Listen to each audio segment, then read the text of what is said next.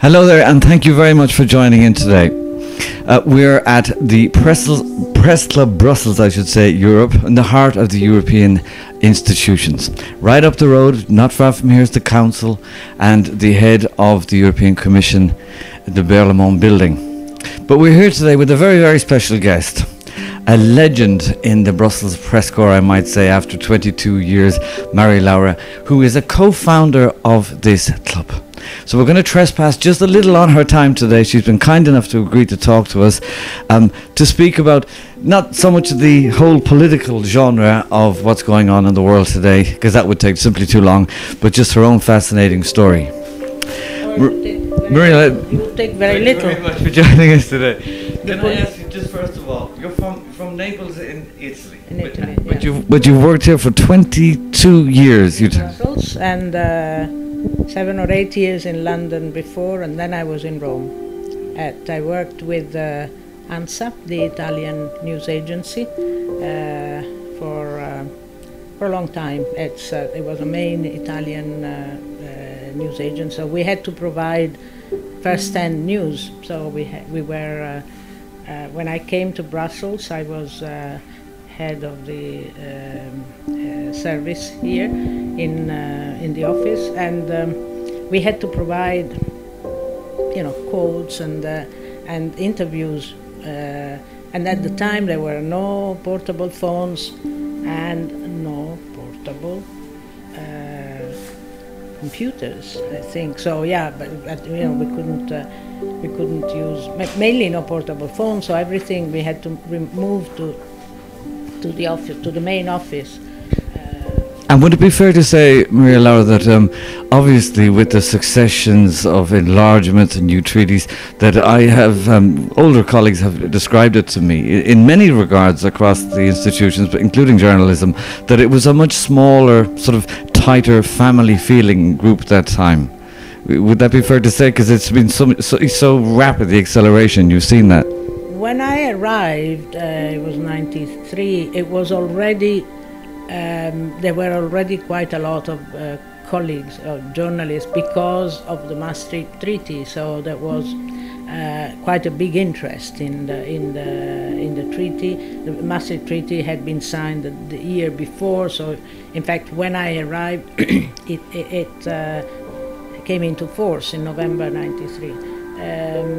So it was changing, but the feeling was different from, say, now. Because it was full of expectations. It was a march towards the common currency. There was a lot of news about economic issues, and as a news agency I had to cover everything. So it was the feeling, yes, I mean, the atmosphere was different in the press room. There was always the midday briefing in the Commission, and then the usual briefings at the Parliament. But the atmosphere was different because we knew that we could talk to the spokespeople in a very informal way, and they would talk to us very informally, but give us real information. Then they told us, and we learned right from the beginning to respect a kind of code of conduct. If they told us this should not, I tell you for your information, this should not come out as a news, but I mean you can use it and also to get more information on this specific point. We respected it. It was a kind of off the record. Then there was the off the record briefings, but it was different from now, because there was a kind of, as I say, personal relationship with not only the spokespeople but also people in the institutions, particularly the Commission, which were not supposed to talk to journalists. But then you create a kind of relationship. They know they can trust you and get a lot of information, which you then use. You cannot put things in quotes, obviously, but it's very useful to be able to elaborate your own story. As I was saying to you off camera, Maria Laura, that going back in those times, and one can totally understand it. I'll illustrate it myself this way: that I remember it's what they call a sort of a standard of index measuring, shall we say. It's what I call, well, I was living in Spain at the time, so I still use it in Spanish, Euro 15. It was Euro 15, and it was kind of a. And we were all, I'll say it unashamedly, we were all very Europhile. It seemed like we had achieved something, and it would seem a fait accompli almost, and it was a very happy. Just to give you figures, I remember Italy, your country, rated off the scale in terms of a simple questionnaire. When you put it to the average Italian citizen, do you feel more European or Italian? 86% said I feel European first, Italian second. Spain came second. Now, without getting into any politics of it, that has changed so much in that time. When I'm working in the European Parliament, I mean, they have their own press officers. That's political spin. You can take it or leave it. And then the Commission does it. Do you think that it can be difficult for journalists? It's a very different beast here. That it's the impartiality is what I would call it. Do you understand? That rather than, as you were saying, it just they give you everything, like Mama gives you everything. You get your press releases, you get your video outtakes. They'll just pretty much do the job for you. I wonder where, for me, I make a pedantic difference between reporting and journalism.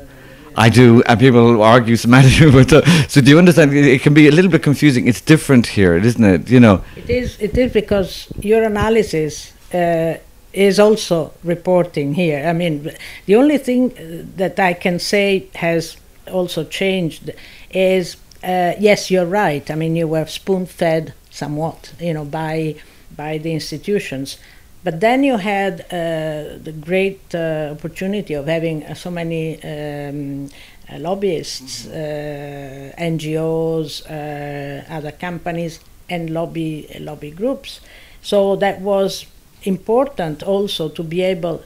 Clearly, it took a lot of your time, because you had to listen to the institutions, and you had to go to the lobbyists and the different lobby points of view, etc. But then your story came out. Then you had a story, when you put everything together. Lobbyists were not that at the time. There were quite a lot. I mean, mainly in agriculture. There was quite a lot of agriculture lobbying, but I think now it's the numbers have increased enormously, and that is also, I find it a very good tool for journalists, because they give you different facets of a general problem, of general issue. The thing is that at the time the commissioners were much more sort of ready to come and talk to the journalists, etc. Here you see much less, and now you see much less, because particularly in nowadays, I mean, they're afraid of saying too much, probably, I don't know. But it is true that the atmosphere was different. There was a lot of enthusiasm. I mean, I came when there were 12, and then when the three more arrived in 95, there was a big change, because in the press room, which had been French-speaking all those years, right from the beginning of when the Commission spokespeople service started, you could only speak French. One of the conditions to be able to come here was to be able to speak French. You could speak all. And overnight it changed the language, basically globalization. And no, overnight, because Austria, Sweden, and Finland joined. I mean, Norway should have been in the enlargement, and then they decided not to join. Overnight it changed, and the language used in the press room then became 95% of the questions were in English, mainly because there was quite a lot of British journalists. I think Germans are the biggest press corps, and British the second, are the second still, because there is a lot of interest in the EU. Apart from Euroscepticism, etc. But there is a lot of interest, and you don't see. I remember wondering why so many questions, and then in the end, the result in the British press was, straight bananas issues, this kind of... Absolutely.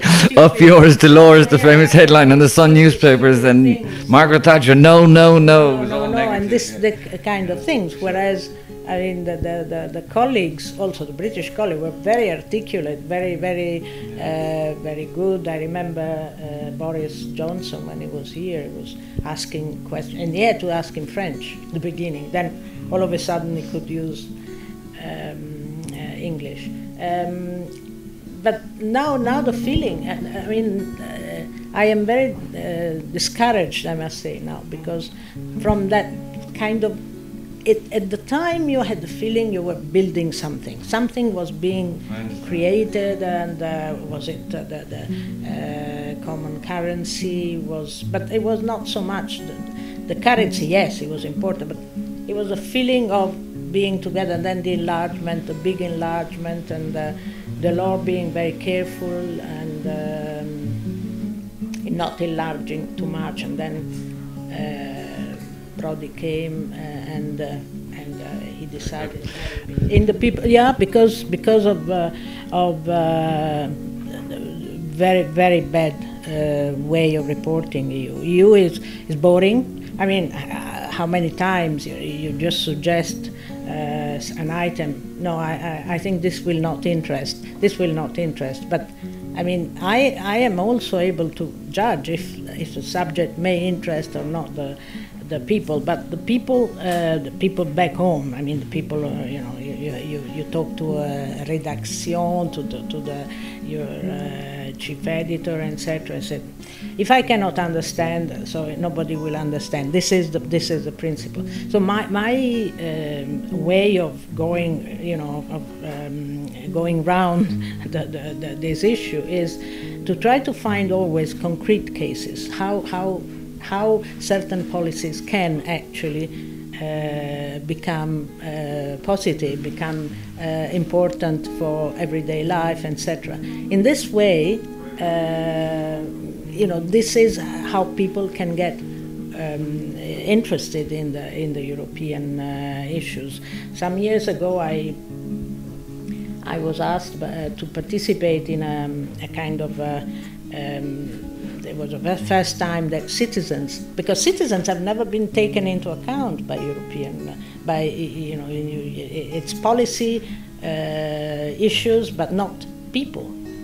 And so I find that now it's becoming more and more, people are becoming more and more involved and interested, and for better or for worse, but they want to have a say, and this is wonderful. There is the European Citizens Initiative, which is being launched. It was launched already with the Lisbon Treaty a few years ago, but it's never sort of gone off the ground because it's very bureaucratic, etc. So now they're trying to change the approach to involve people more, because people want to have a say. Now there is a big protest against the free trade agreement with the United States between the EU and Europe and the US, and that's good. That's good. People sort of can articulate why they don't like it. Whenever people say sign against the TTIP, I said, can you explain?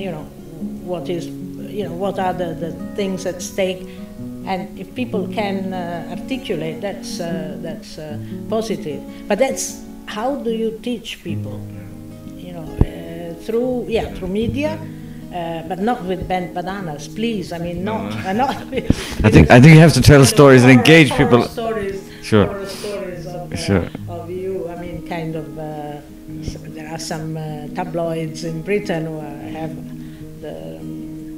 very famous for horror stories about you. I mean, there are horror stories everywhere. For everywhere. On that jolly note, we'll wrap it up, everybody. Thank you very much for watching. I'm going to put in the description and the underbar the website there. You see it there on the screen. of the Press Club, where you will get more information, exactly where we are, and we'll do some outshoots to show you the location of the place. In the meantime, I would like to thank Maria Laura very much. Thank you so much for your time today. That was most instructive there. This lady, if you ever catch up with her, whatever, don't bombard her now with questions, because she loves to instruct, and she loves to teach, and she'd basically take it from your time. Thank you again there. Okay. Thank you very much.